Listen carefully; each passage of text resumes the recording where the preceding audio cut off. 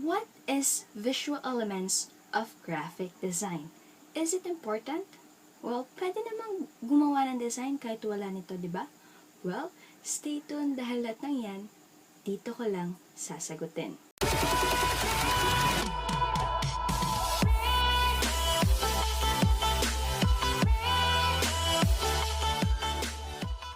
Hello, maayong adlaw, magandang buhay. This is Ate Chan of MixArt and welcome back to our Graphic Design 101, a Beginner's Guide series. Well, today is the special day because we are finally here in our first session, the visual elements or fundamentals of graphic design. So now, if you are new here, welcome as we dive deep right into our new topic. And if you didn't watch our last episode or the last previous video of this series, check it out here, or I will put the link in the description box so you can follow every videos in this series. So now we are finally here in the elements of graphic design or fundamentals of it. Well, gaano ba kasi kahalaga si visual elements sa yung design? Well, pasisimplihin ko lang.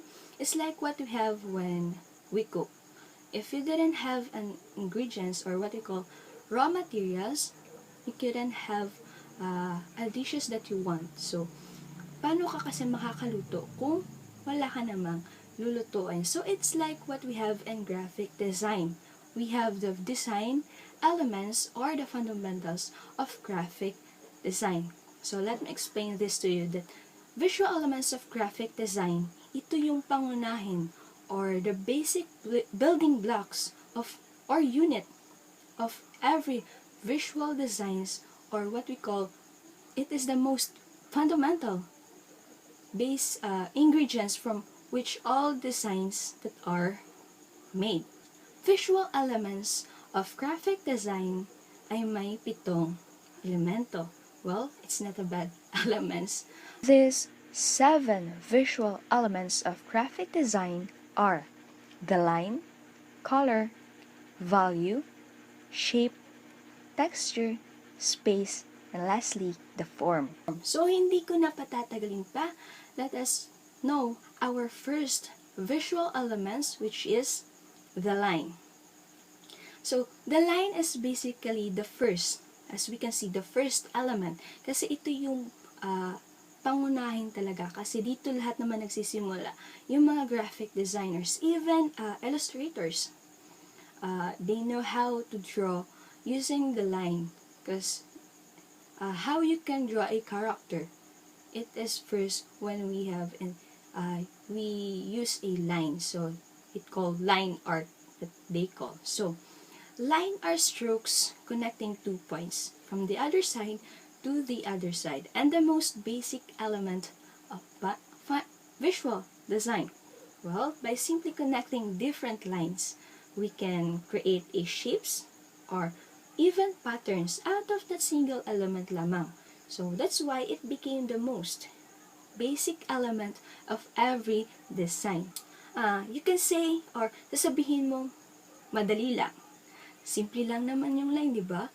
But it has different patterns. So, there are factors na dapat nating isaalang-alang or isipin why we have, why we use a line. Because it has a different properties that convey different message, different expressions on your design.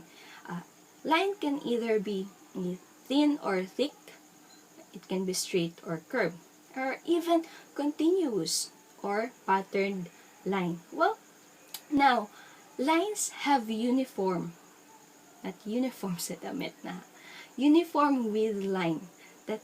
That is, ito yung tinatawag natin, ito yung paano mo gagamitin yung line, or ano yung form na magagawa mo out of that line.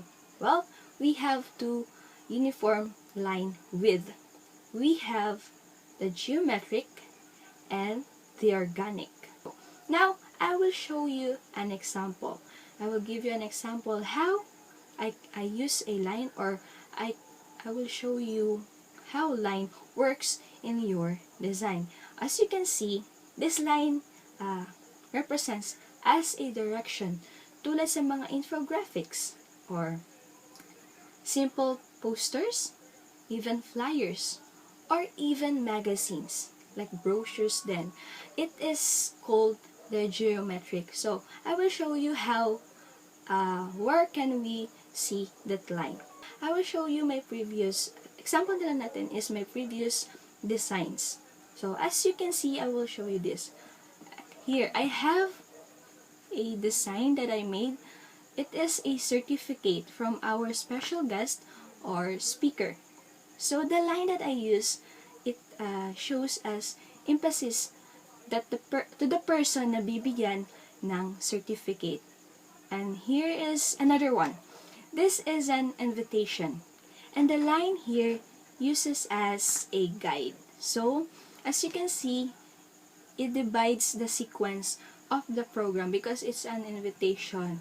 It has my program ito. So, it is an invitation. So, another one. This is a Facebook page banner post for an article. So, there are a lot of Facebook page that you can inspire how they use this line in their design. So, this one is a post on our publication page. So, here, ginawa ko naman siyang border.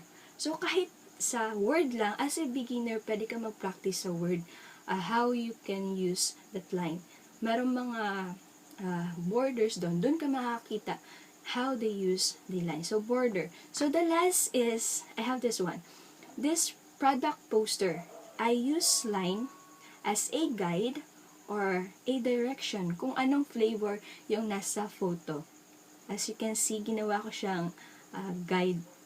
Meron naman, pwede naman hindi mo siya gamitin. Ginawa ko rin siya parang it divides the flavors. Yan.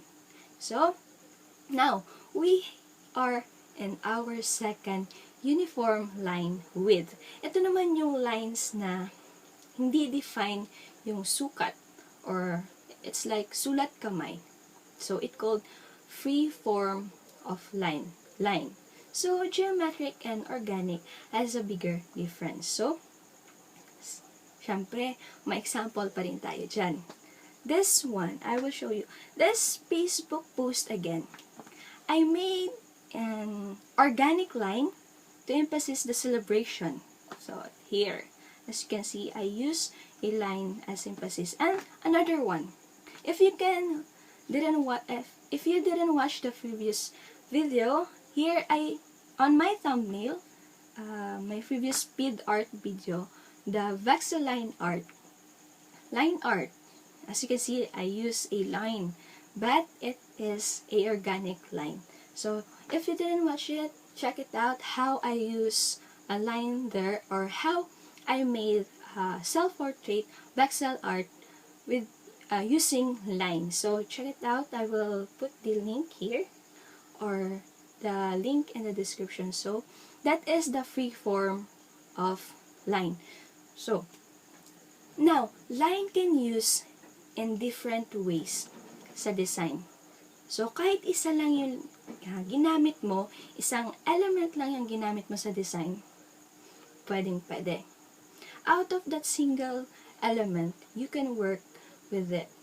Pwede ka mag-eksperimento sa line na yan. So, design pa rin siya na matatawag because actually you use the most basic, kahit isa lang yan, most basic visual elements of graphic design. So, don't worry if you experiment that. Use it as a beginner. Pwede kang mag-experiment out of that line. So, you mostly, kung ginawa mo muna as yung design mo is first line lang, pwede. Kasi lahat naman ng professionals or the successful graphic designer is nagsimula dito. They practice on the basics actually. So, that's how professionals do. Nagsimula silang gamitin yung ganito. So, pwede ka mag-experiment. So, maybe sooner or later sasabihin mo, mas maganda palang gamitin yung line.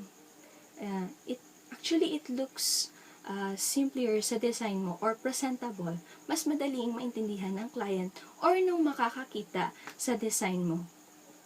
Kasi ginamit mo yung the most basic visual elements sa design. So if you plan to start it now. It's not too late.